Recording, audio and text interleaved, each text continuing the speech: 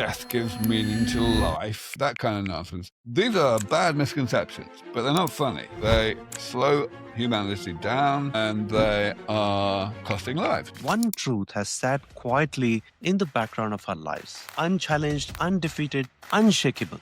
That death is simply the end of the story. But what if that isn't true? What if aging is not a destiny but a disease? A man whose ideas have sparked global debate, inspired a generation of researchers, and challenged the scientific establishment. He has spoken on the biggest stages, TED, Google, World Congresses, and his conversations on numerous podcasts have been watched millions of times. The man who believes aging can be defeated. Dr. Aubrey de Grey. Because I think that we have a respectable chance, at least a 50-50 chance, of getting to longevity, escape velocity, within the next 12 to 15 years from now. Is it science fiction? Is it closer than we think? You might find your beliefs challenged. The so-called diseases of late life are not really diseases at all. They're just aspects of aging that we have chosen to give disease-like names to. When I first encountered your work, what struck me was how beautifully logical it was, as if you took something abstract and turned it into an engineering problem. People do think about aging as a kind of enigma, a kind of mystery, but it's really a phenomenon of physics, not a phenomenon of biology. The body is, of course, this insanely complicated machine, and we have a very poor understanding of how it works. Oh, you are trying to go against the nature, the rule of the nature. You're trying to be the god. I'm sure you must have heard that sort of skepticism. Well, that's right. I mean, people saying that it's playing God, I mean, it's ridiculous. Of course, aging is natural, but, tuberculosis is also natural, and we're fairly happy that we figured out how to deal with that. Every version of Holy Scripture in whatever religion is very clear that what we should be doing is trying to minimize suffering, and aging certainly causes far more suffering than any other phenomenon in the modern world. So this is definitely God's work. With all the skepticism that you've received so far, and sometimes even ridicule for your ideas, how do you navigate that? It hasn't really changed anything. Aubrey, welcome to Drug Diaries.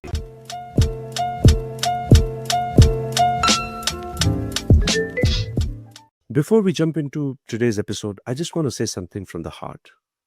Over 93% of the people who watch this podcast regularly haven't subscribed. And listen, I get it. Life is busy. You click, you watch, you move on. But if you've ever felt like this show brings you value, if it has made you think, sparked a new idea, introduced you to something inspiring, then I have a small favor to ask. Please hit that subscribe button. It might not seem like much, but to me, it means everything. This podcast has always been a labor of love. No sponsors, no script, just honest conversations with people trying to make a difference in the world of healthcare. And your support, your one click, helps me keep doing that. It helps more people discover these voices. It helps this community grow. So if you're here, if you believe in this, please consider subscribing. Thank you for being here. Now let's get into the episode. Aubrey, welcome to Drug Diaries. Thank you for having me. Thank you. Such a pleasure and honor to have you on the show today. Aubrey, every groundbreaking idea in history, from electricity to rockets, starts with a moment of curiosity that almost no one notices. And what fascinates me about people like you is that before the world hears your theories, there's always a quieter chapter, an early spark, a moment that shaped everything that followed. What was that early moment for you? The one that set you on this path toward understanding and challenging aging? For me, it wasn't really like that, actually. I did have a kind of epiphany that led me in this direction, but it wasn't the kind of epiphany that you're suggesting. I didn't spend a bunch of my life thinking that aging was inevitable and immutable and then suddenly realizing that it wasn't. I, in fact, always had the assumption that aging was an engineering problem, a medical problem that was potentially solvable. And the thing that I didn't know was that other people didn't think the same way. It was so obvious to me that I never did the experiment of actually discussing it with anybody. The result was I went through the first nearly 30 years of my life just not knowing that other people looked at aging differently than I did. But when I was 26, I met and shortly afterwards married a biologist who was a lot older than me. She was a professor at UC San Diego at the time. She was on sabbatical in England. Through her, first of all, I accidentally learned a lot of biology over the dinner table, but I also, because I was previously a computer scientist, but also gradually I began to realize that she wasn't interested in aging. And I started asking why. And she basically said, well, it's not my problem. And I would say it kind of is. And then I was gradually finding out that other biologists that I was meeting felt the same way. And, it took me another couple of years to really come to terms with it and to appreciate that this was the reality. But eventually I decided, well, look, I'd better switch fields really, because nobody else is working on this, or at least not very well, and maybe I can make a difference. And so here I am. Right. And there's this idea I love that every great mission has a point of no return, a moment where you see something, realize something, learn something, and you can never go back to the way you thought before. Was there a turning point like that for you in aging research? Oh, kinda. I mean, I guess realizing that the rest of the world just was not being rational about aging was a turning point. I guess the scientific turning point was 5 years later or so, when this is now 25 years ago, and I kind of had this eureka moment realizing that the thing everybody was missing was that preventative maintenance, in other words, essentially turning back the clock of aging, was going to be easier than slowing the clock down, which is what everybody else had been focusing on. And certainly, that was a very radical paradigm shift, which took me quite a few years to explain even to my colleagues in the field. But yes, it's definitely defined everything that I've done ever since. Right. And most people think aging is this mysterious, unstoppable force. But when I first encountered your work, what struck me was how beautifully logical it was, as if you took something abstract and turned it into engineering problem.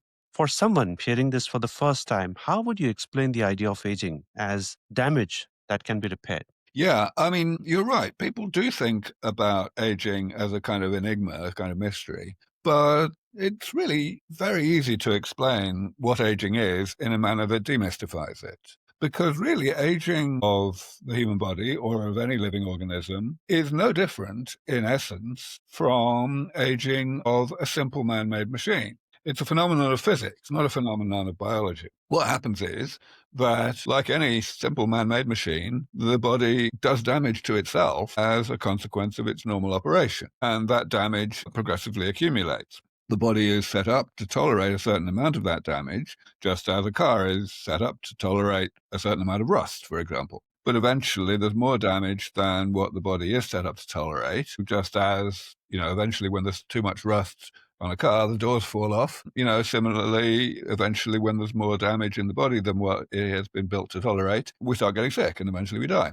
So, that's all aging is. It's, if you like, a combination of two processes, this lifelong process of creation of damage as a consequence of being alive, and then the late life process of functional decline, both mental and physical, that arises from having accumulated more damage than what the body is set up to tolerate. That's all. Right. And Aubrey, here's a stat that still blows my mind. Every year, science adds a few more months to average life expectancy. And if that pace accelerates even slightly, there comes a moment, theoretically, where we start gaining years faster than we lose them. The idea sounds like sci fi, but yet you've argued it's mathematically inevitable. What exactly is longevity escape velocity? And how close are we to reaching it? So, first of all, let me disabuse you of the statistic that you mentioned a moment ago. There has been the claim that over the past 150 or more years, so kind of gold standard of life expectancy has been rising by about 3 months per year. But really, that was a bit of statistical chicanery. It's not really true. Hmm. History of improvements in life extension has been a kind of oscillation. What happens is that, eventually, a couple of 100 years ago, we started figuring out basic medicine and the idea that, hygiene is a good idea. And this saved an enormous number of lives in early life. Before then, literally 1/3 of babies or more than that would die before the age of 1, even in the world's wealthiest countries. And as we started to make these basic considerations more and more universally available, so that caused life expectancy to increase to more than double, in fact. But since then, the progress has been a lot slower. Essentially, if we look at Western countries, since about World War II, there's been an increase in life expectancy only in the order of about 1 year per decade. So about Right. 1 month per year rather than 3. And even that has pretty much ended now. Essentially, the reason we've seen any increase at all since the point where a given country stopped having appreciable amounts of infant mortality is because of better prosperity and better nutrition. Turns out that early life nutrition matters a lot for life expectancy. So people, of course, there has been a contribution from improvements in modern medicine, but that's actually played a relatively minor role. The point is, therefore, you can only optimize nutrition once, in the same way that you can only eliminate infant mortality once. And so that's why things have basically leveled off now. And it won't change until we figure out how to turn back the clock, how to rejuvenate and do this preventative maintenance reasonably comprehensively. So now to come to your question, what is this thing, longevity escape velocity? Mm. Well, yes. So the idea, absolutely, as you spelled out, is that we would be essentially gaining more life expectancy than the rate at which time is passing. We would be improving life expectancy by more than 1 year per year. But in practical terms, what that means is that we would be improving and increasing the comprehensiveness of the preventative maintenance, as I'm calling it, this rejuvenation arsenal. If we, for example, have a person who is 60 years old and we are able to rejuvenate them enough so that they are biologically 40, let's say we remove, like, say, half of the damage in their body, then they won't have the same amount of damage again until they're, let's say, 80. Essentially, they'll be back to being biologically 60. And the damage that's in their body when they're 80 will be inherently more difficult to fix than the damage that was there when they were 60, because essentially we'll be fixing the easy damage and only the difficult damage will be accumulating. But in those 20 years, scientists will have continued to improve the treatments so that we will be able to rejuvenate the same person who's now 80, so as to take them back again, so that they won't be biologically 60 for the third time until they're, let's say, 100 or 110. So yes, the definition of longevity escape velocity is it's the minimum rate at which scientists will need to improve the comprehensiveness of the rejuvenation treatments in order to stay one step ahead of the problem. Right, that's very well explained. So, Aubrey, if you were to explain the concept of longevity escape velocity to an 8-year-old, how would you explain that? It's actually a really simple concept. The reason I gave this name to the concept was because there really is a very close analogy to something that an 8-year-old certainly can understand, namely regular, gravitational escape velocity.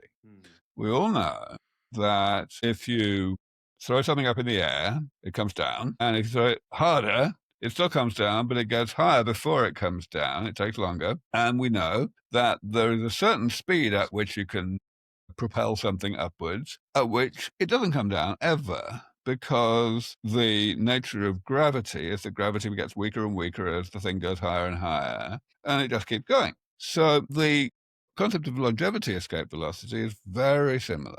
Essentially, it comes down to the fact that when we start to develop medicines that really do have an impact on aging, on keeping people healthier and properly useful for a lot longer than we can at the moment, then we will be buying time. Yes.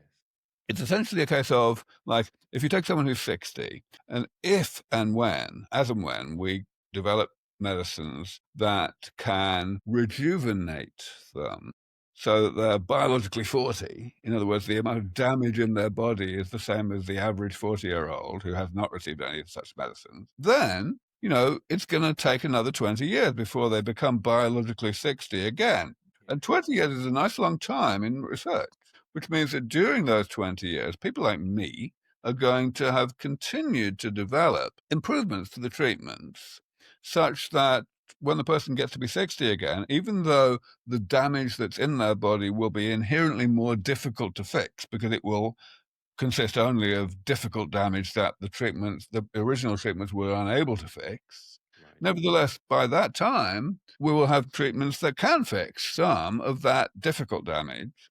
And so we will be able to rejuvenate the same people, who are now 80, even though they're biologically 60. So they won't be biologically 60 for the third time until they're, let's say, 110, and so on. So that's the definition. Gravity escape velocity is simply the minimum rate at which scientists will have to continue to improve the comprehensiveness of these rejuvenation treatments in order to stay one step ahead of the problem, such that somebody who is always receiving state-of-the-art treatments will not be getting biologically older as time goes on. And this whole idea does not kick in until we get roughly 20 years of postponement of ill health. Because if you only get like 2 years, that's just not long enough for scientists to figure out how to get the next 2 years, right? You've got to get a certain amount. And I think that certain amount is about 20 years. When I think about the future of medicine, I imagine something almost poetic. Tiny machines repairing our cells, algorithms catching disease before symptoms appear, biology and technology merging in ways that feel both terrifying and thrilling at the same time. How real is the role of nanotechnology and AI in repairing age-related damage? Is this coming sooner than people think? Questioned in that question. Yeah. The role of AI in medicine is already very substantial and will continue to grow. Actually, AI is being used for drug discovery across the whole of medicine, certainly including medicine for aging. And it's being used in a whole bunch of other ways. So, for example, one of the most famous breakthroughs in AI in the past decade has been the creation of a program called AlphaFold, which Yes. you can give it an amino acid sequence and it will tell you what shape the protein will fold up into. This is something that people have been trying to do for decades and had made essentially no progress on, and suddenly, bang, it worked. So so that's just one example, but there's plenty of other cases of this, and it will continue to improve. Essentially, what AI is able to do is detect subtle patterns and regularities in large data sets.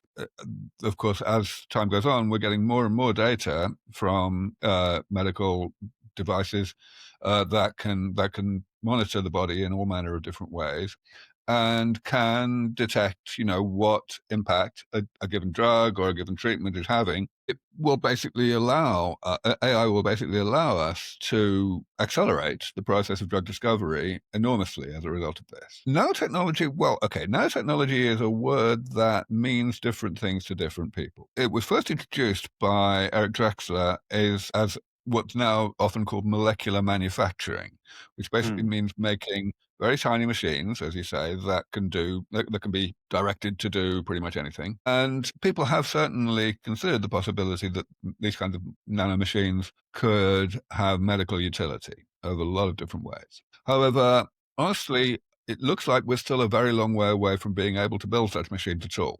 Therefore, the real question is whether something like halfway to that may happen sooner and be useful. And that certainly is the case. For example, there is a company that I'm quite close to called Nanotics here in California, which is focused on building very small particles that are able to mop up problematic molecules in the bloodstream. This is something that is based on a very clever, essentially geometric idea. Essentially, the bind to these molecules without binding to the cell surface, where the same molecule will have a beneficial role rather than a toxic role. And so these things are not nanobots. They're not molecular manufacturing per se, but they're definitely very small and they're definitely very powerful. So, Aubrey, we touched upon nanotech and AI.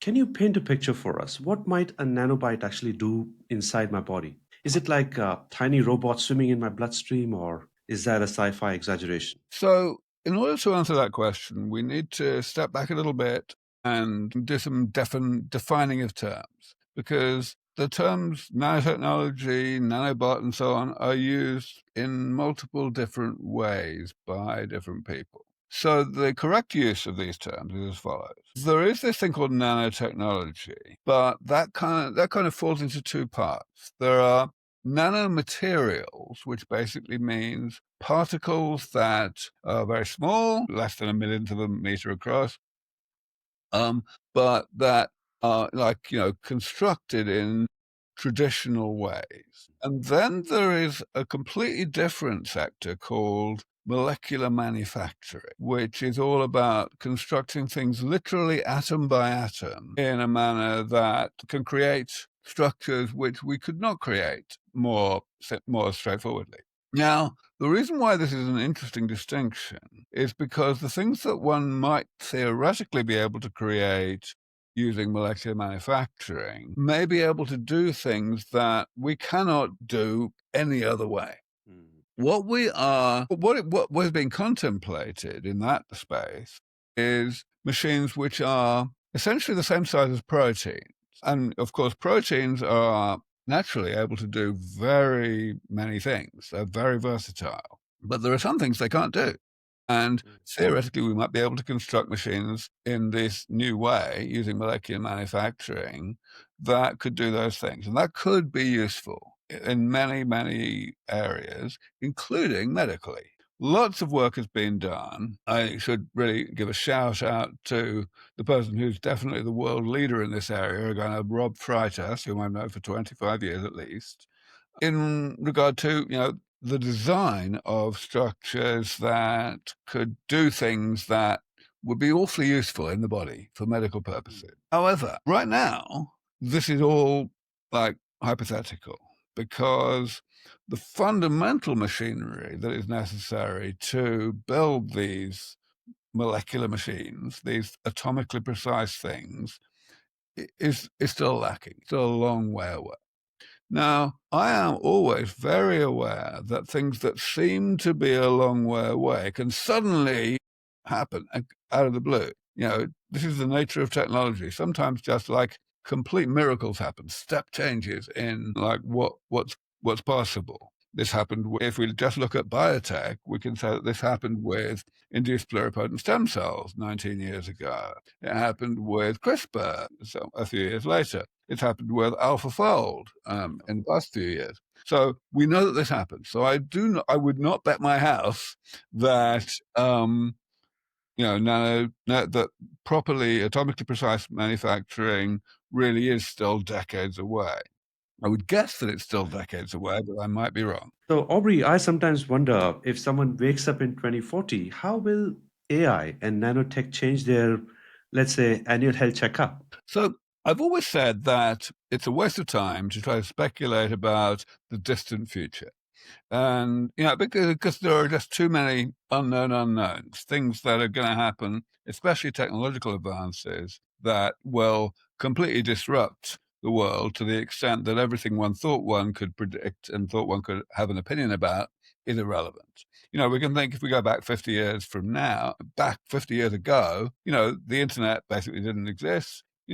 It's completely changed the world. So today, you're asking 2040. That's only 15 years away. But honestly, things are moving so fast right now that I kind of would say the same thing, that it's hard to imagine how things would be. But I'll still give it a go, just like to humor you, really. I think the likelihood is that 15 years from now, there will not be such a thing as an annual checkup. It'll be more a case of everything that matters being monitored continuously using wearables and such like. With the amount that wearables can do already is astonishing. They can measure like twice as many things as they could measure even 2 years ago. So these things are moving really fast. And I very much expect that that's going to continue. The question then is, what does this checkup lead to? And certainly I do predict that even more than 15 years from now, we will be going and getting preventative treatments, not just diagnostics, but actual treatments, every so often. Some of them will need to be done every 10 years. Some of them may need to be done more often, or it'd be better to do them more often, but they will be less invasive, so that'll be okay. It'll be like preventative maintenance for your car or for an airplane or whatever. Yeah, that's what I was thinking. That maybe every year we might hear some new upgrades from another provider and switching subscription to another company and upgrades in the app or going for the annual service like we go for the cars. So yeah, I think that's fascinating to think about those things. Yep, exactly that. That's how it will be. Right. And one thing I find fascinating is how confidently society talks about aging, even though most people don't truly understand what it is, and we accept its symptoms, we fear its consequences, we really do question the mechanism. What do people, including scientists, most often misunderstand about aging? Well, I think the main thing that people misunderstand is that most people believe that aging is somehow distinct from disease. That, there are these things called the diseases of aging, like Alzheimer's or almost all cancers or, atherosclerosis and so on. And then there's this separate thing called aging itself, which consists of Yes. these rather poorly defined phenomena like, frailty. And people think of these things as in two separate categories. That's completely wrong. Hmm. There are diseases that are externally originated, infections, in other words. And there Yes. are, of course, congenital diseases, things that we have because we inherited the wrong genes. But the so-called diseases of late life are not really diseases at all. They're just aspects of aging that we have chosen to give disease-like names to. And once we understand that, it's very much easier to see that everything that goes wrong with the body late in life is amenable to medical intervention, because nobody's going to say that Alzheimer's disease is not amenable to medical intervention. The same applies to things that we do not call diseases that also stop you from being able to keep up with your granddaughter on the dance floor. Right. And Aubrey, you once said the first person to live to 1,000 may already be alive. Let's unpack that, what that really means, and how close we Right. might actually be. So I think it's very likely that the first person to live to 1,000 is already alive. I wouldn't be at all surprised if that first person is already aged, it's already in their 60s. Because I think that we have a respectable chance, at least a 50-50 chance, of getting to longevity escape velocity within the next 12 to 15 years from now. And as I mentioned earlier, these treatments that give us the first 20 years and then the next 20 years and so on, they will be applied to people who are already in middle age or older at the time that the treatments come along. Okay, so why does that have such dramatic implications for life? It's really pretty simple. If you look at the mortality rate, the risk of death that exists in the Western world right now in young adulthood, it's very, very low. If you reach the age of 26, your chance of not reaching the age of 27 is less than 1 in 1,000. Which means, of course, if that probability of death in the coming year ceased to be a function of how long ago you were born, then you would live a 4-digit lifespan. And of course, even that is quite a conservative number to say, because all the other risks of death, car accidents, whatever, are also coming down over time. And so, in fact, we're very likely to live a lot longer than that. So it really, yes, once we reach longevity escape velocity, there's essentially no chance that we will ever fall back below longevity escape velocity thereafter. So absolutely, there will be nothing stopping us from living at least 10 times longer than we currently do. Right. And you spent decades advocating the idea that we shouldn't just slow aging, we should repair it. For someone new to this concept, can you break down the 7 types of damages in a way anyone can understand? Sure. So, yeah, preventative maintenance has an enormous advantage in terms of one's ability to transcend the warranty period of a machine, whether it's a living machine or not. Namely, that one doesn't need to understand much about the mechanism that causes the damage in the body to come into existence in the first place. The body is, of course, this insanely complicated machine, and we have a very poor understanding of how it works. It's just really hard. So that certainly applies to the mechanics, the mechanisms of creation of damage that accumulates. We are effectively sidestepping all of that ignorance if we are going in and removing the damage after it's been created, which is what preventative maintenance is. The thing that we are absolutely not sidestepping is the nature of the damage itself. You have to know what you're repairing in order to do the repairing.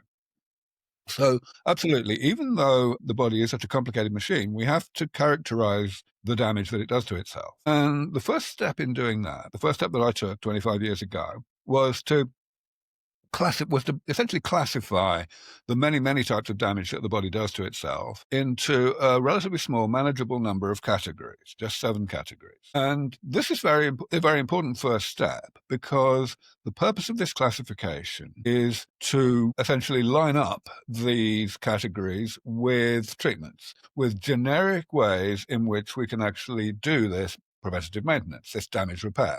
So the first category, for example, is loss of cells. That means cells dying and not being automatically replaced by the division and differentiation of other cells. And this is the main driver of certain aspects of aging. A great example is Parkinson's disease, which is caused by the loss of a particular type of neuron called dopaminergic neuron. So what's the generic fix for cell loss? It's very simple. It's stem cell therapy. That's what one would do. One would simply put cells into the body that are the right kind of cell. They will divide and differentiate to replace the cells that the body is not replacing on its own.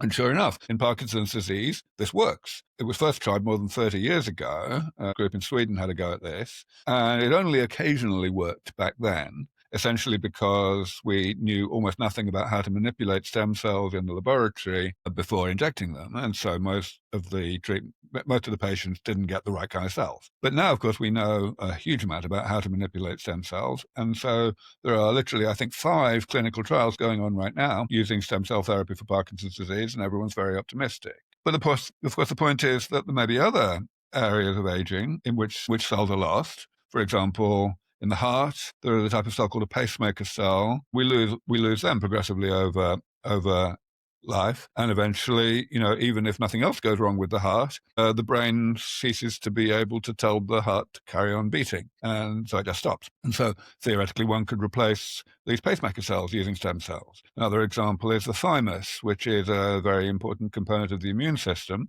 The thymus atrophies quite early in life, and eventually the result is that we have a depleted population of a very important type of white blood cell called a naive T cell, which are important for combating infections. So, in theory, we could use stem cells to regenerate and rejuvenate the thymus. There may actually, however, be other ways to achieve these things, using growth factors or using other transcription factors. In particular, there's now a concept called partial reprogramming, which essentially revolves around using 3 or 4 proteins, they're called the Yamanaka factors, that essentially make cells more stem-like. And these were first discovered as ways to make cells very stem-like, essentially similar to the cells in a very early embryo. But partial reprogramming is something that one can do in vivo in the body to make cells just a little bit more stem-like and therefore more regenerative.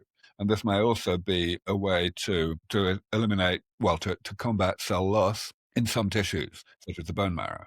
So that's just one example. I could go through the others. I mean, there's like senescent cells, there's cancer cells, there's mitochondrial mutations, there's stiffening of the extracellular matrix, and then there's waste products, both inside the cell and outside the cell, that accumulate and are eventually toxic. Right.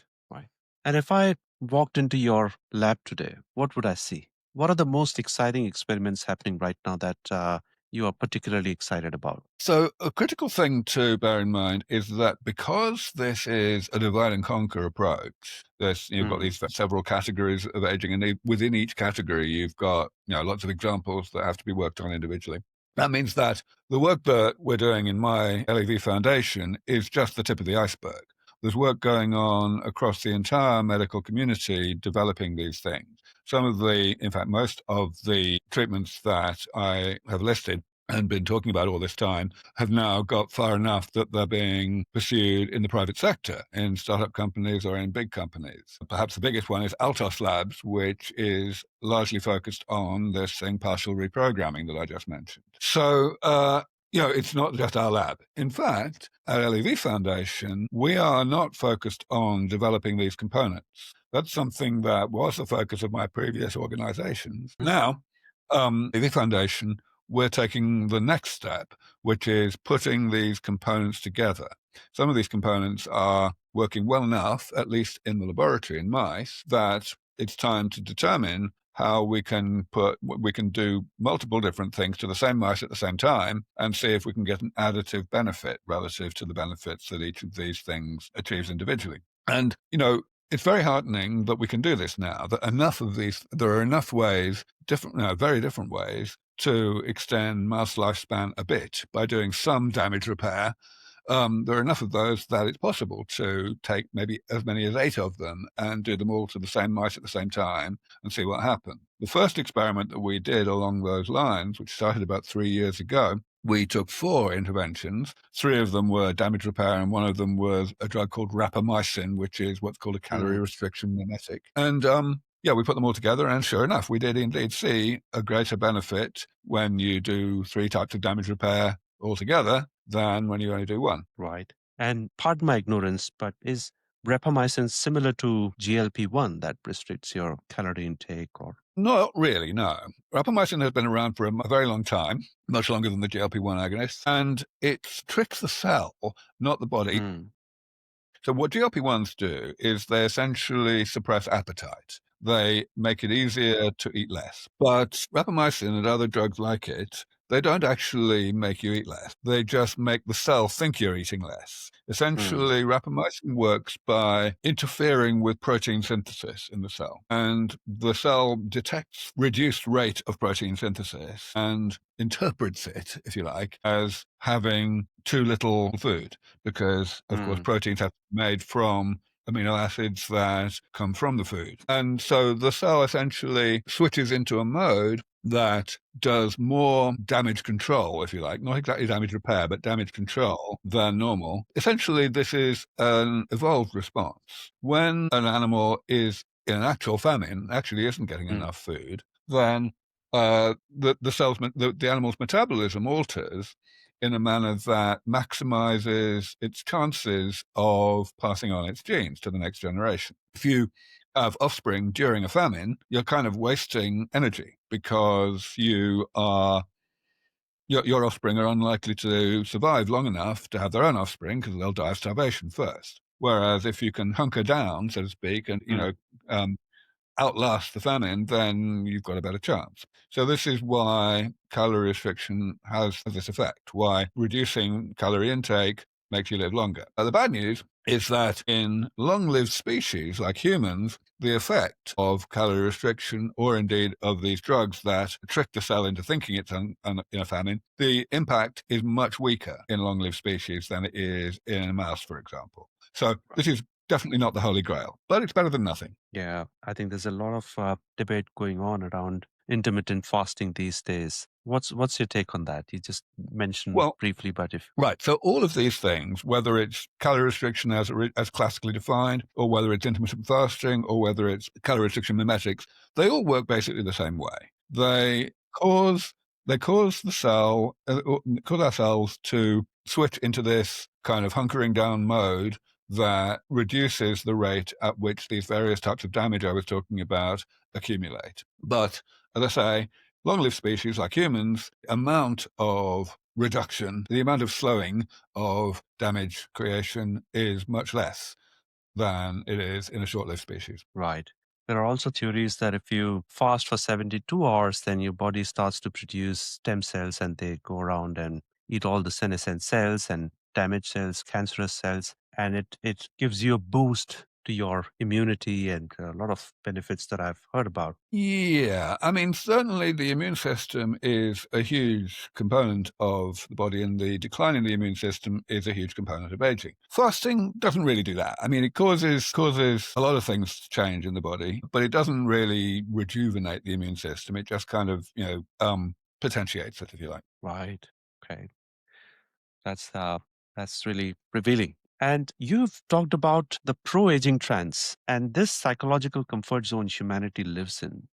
Why are people so resistant to the idea of curing aging? Yeah, I came across this as soon as I started talking to people about aging, that, people who were perfectly rational about absolutely everything else would say the most infantile things to kind of argue that aging is some kind of blessing in disguise, or that it's, somehow woven into the fabric of the universe and inherently off limits to medicine. And, the more one would try to talk about it, the more one would see that, it was kind of, people were just so uncomfortable with the subject. I came up with this phrase, the pro-aging trance, because what the whole thing reminded me of was something that I had seen as an undergraduate at a stage hypnotist show, in which someone was made to think something completely illogical while they were in trance, and just was completely unwilling to see that it was illogical, and it just didn't bother them. So yeah, I mean, when people say things like, doesn't death give meaning to life, or, where will we put all the people, or how will we pay the pensions, or,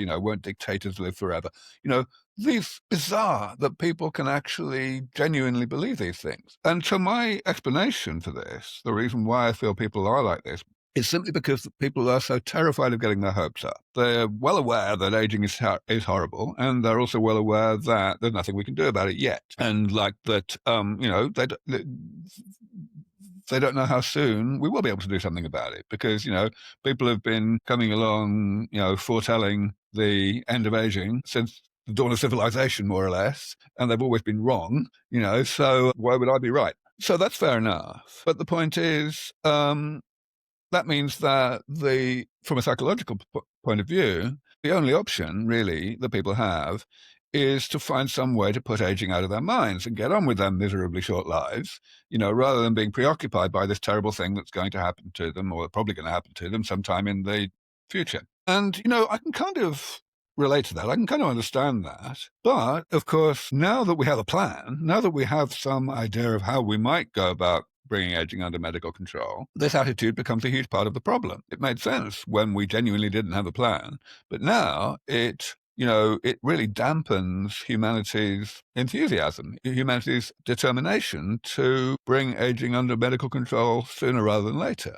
And so it costs huge numbers of lives. And that's a large part of why I spend a lot of my time not only overseeing scientific progress in this area, but also doing podcasts and, doing public outreach and public speaking, so as to try to shake people into waking up out of this trance. Yeah, and I'm sure you must have heard numerous times that, oh, you are trying to go against the nature, the rule of the nature. You're trying to be the god. I'm sure you must have heard that sort of skepticism. Well, that's right. I mean, people saying that it's playing God, I mean, it's ridiculous. I mean, of course, aging is natural, but, tuberculosis is also natural. And, we're fairly happy that we figured out how to deal with that. In fact, it would be unnatural not to try to improve quality and indeed quantity of life by whatever medical means we can.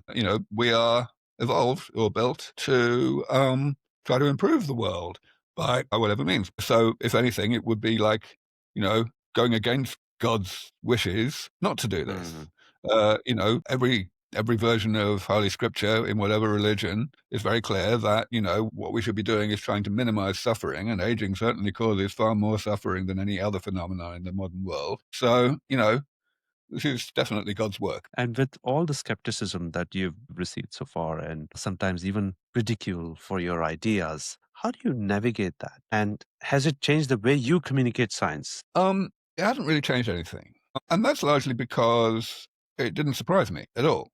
Essentially, anyone who wants to make a difference to the world, they've got to have new ideas and be in a minority of one at first. And so it goes with the territory, really. As far as I'm concerned, the fact that I was not very well understood early on when I started putting these ideas out, even in the academic community, was a sign of progress. It was a good thing. It was the fact that I was saying something that indeed other people just hadn't been thinking in the right way about. And of course, not every new idea is a good idea. Some people, some new ideas are just not. They're just things that have been rejected for a good reason. But if you do have a good new idea, then eventually people will see that it's good.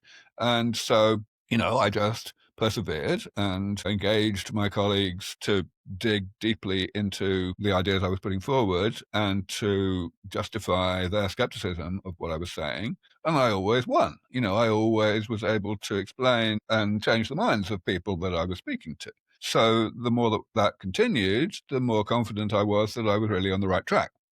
And of course, as time went on, the reception that these ideas got progressively shifted. I guess really the end of that process was in 2013, which is about 12 or 13 years after I had these ideas myself. In 2013, there was a paper that was published called The Hallmarks of Aging, which was essentially a restatement of what I had said a decade earlier. It wasn't even a particularly good restatement, but the basics were there. It was, very much talking about a divide and conquer approach. And that paper became by far the most highly cited paper in the whole of the biology of aging this century. It's very much the Bible of the field now. So, that's kind of completely over. Now it's just a matter of getting on and implementing it all. Right.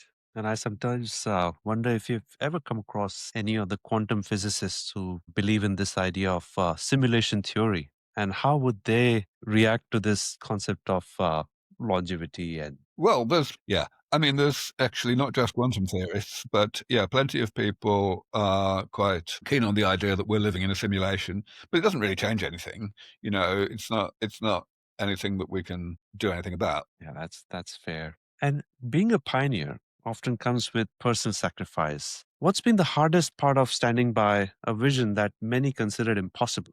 I don't really see it that way. We have been very privileged to have been able not only to make a significant contribution in this field, but also to have inspired a lot of people. Ever since I started doing a lot of general audience stuff, it's almost 20 years since I spoke at TED, for example. I've succeeded in turning on a lot of people, getting people to really buy what I'm saying. And these people give me a lot of praise.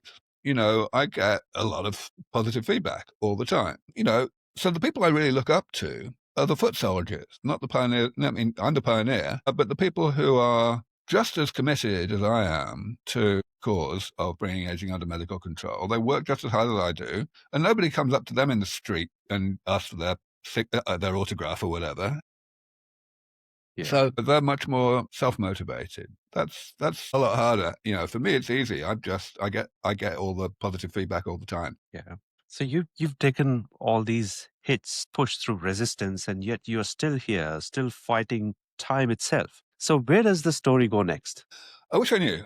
Of course, any pioneering technology, you can estimate how soon it's going to come to fruition, but it's only an estimate. So I say, 12 to 15 years from now to get to longevity escape velocity, but I'm always very clear that that's how soon I think we have a 50-50 chance of getting there. I'd say there's at least a 5% chance that we won't get there for a century because of, unanticipated obstacles that we encounter as we move forward. So, I don't know. At the moment, it's just really a matter of continuing the effort, both at the level of the science and at the level of, societal change and advocacy. But what I anticipate is that the further we get, the more the pro-aging trance will break down, and that there may indeed be a very abrupt shift in public attitudes to aging from this, resolute determination to look the other way and not take aging seriously into a case where aging genuinely becomes the new COVID, and humanity really goes after it, even at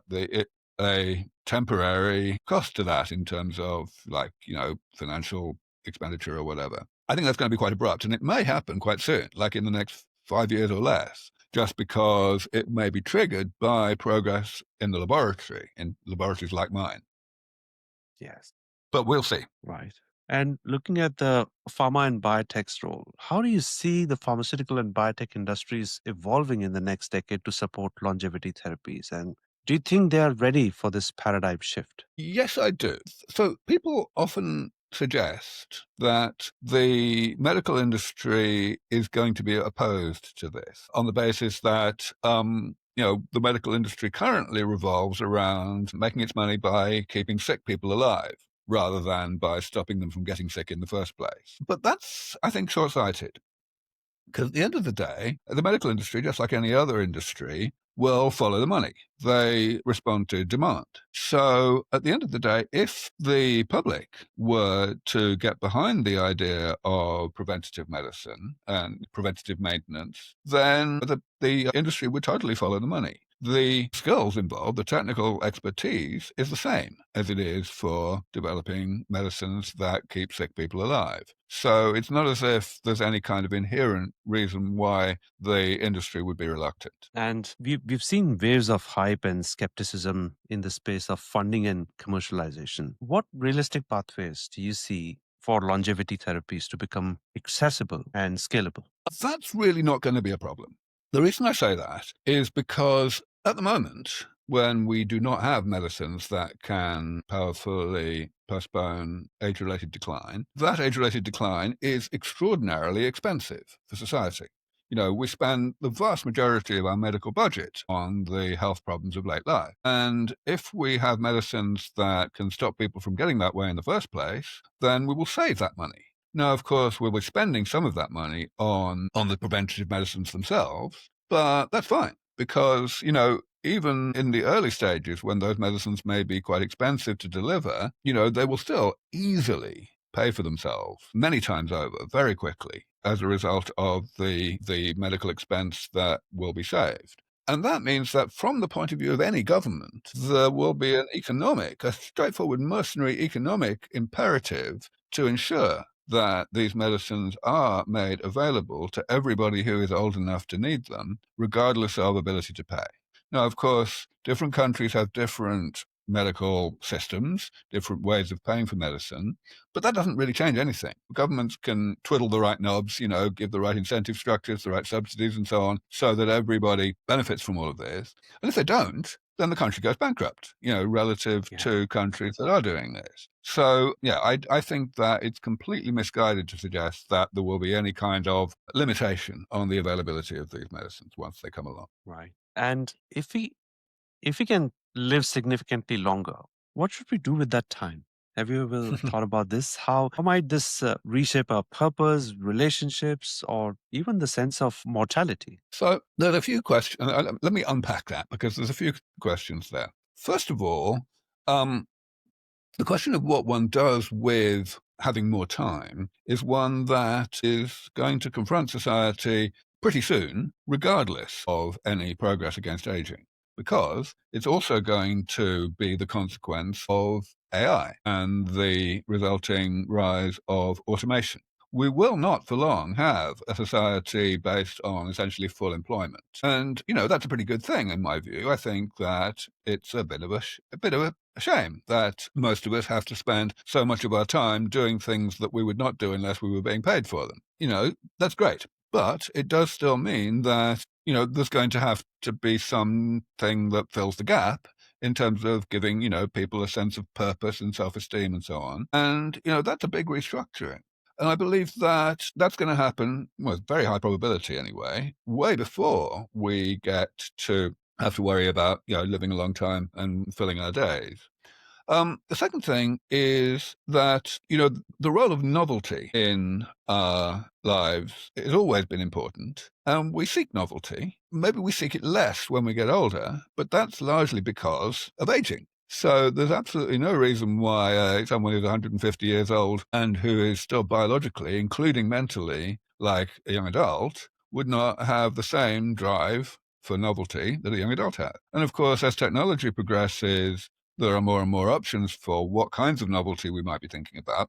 So I really don't think there's any reason to worry about how we will use the time. Right. And Aubrey, if you could fast forward to the year 2075, what would you want the world to look like? And what would you want your legacy to be in that world? Well, first of all, I don't like the word legacy. Legacy is these are the kind of things that dead people have. And I'm not planning on being dead. But, I have no idea what the world will be like 50 years from now. I think it's actually a bit of a waste of time to try to speculate what the world will be like or whatever any aspect of the world will be like that far in the future, because so much of it will be determined by technological improvements and novelties that we can't even imagine at this point. It's like 50 years ago, nobody could have imagined the internet. And, Yes. The internet defines the way that society works these days. So, I don't spend my time trying to speculate about the distant future. That makes sense. I think that's a pragmatic approach. And Aubrey, when you look back on your journey, the battles, breakthroughs, and beliefs, what are you most proud of? I would say that I'm equally proud of the scientific contributions I've made and the societal contributions. In other words, community building, growing this movement, inspiring a lot of people. I've always known that I have a certain amount of charisma, but I honestly did not expect that I would have such an impact in terms of bringing people into this movement and getting them to work on it the way I do. Right. Aubrey, what's the funniest misconception you've heard about your work? I have to tell you that the major misconceptions about my work are not things that strike me as funny. I want to save lives, and that's serious business, right? I'm not doing this for fun. And therefore, when people don't understand what I do, like they think I'm working on lifespan and they think I don't care about health, for example, or they think that what I'm doing is misguided because death gives meaning to life, that kind of nonsense. These are bad misconceptions, but they're not funny. They are just the opposite. They are seriously damaging. They slow humanity down and they are costing lives. So, yeah, all of these misconceptions about what I do and what this longevity community does are in no way funny. They are a really big problem. And have you ever had a conversation that instantly changed someone's mind? Generally, when I have a conversation with people that changes their mind, it works slowly. Sometimes it's quick, but that really only happens when there's only a small amount of their mind that I need to change. For example, let me think about the years here. Back in 2009, I had a conversation with a wealthy guy that I wanted to, persuade to donate to my work. And the thing is, he was savvy at the level of biology. He had made his money in biotech. He knew his shit, right? Over biology. Now, someone like that, you only need to sit down with them for a short while. I only need to sit down with them for a short while to convince them that I also know my shit, right? Because they will ask the hard questions. And if I give good answers, I only have to give a few good answers to convince the person that I'm for real. And so this one guy, it took me one lunch, like an hour and a half, and he wrote me a fairly big check, right?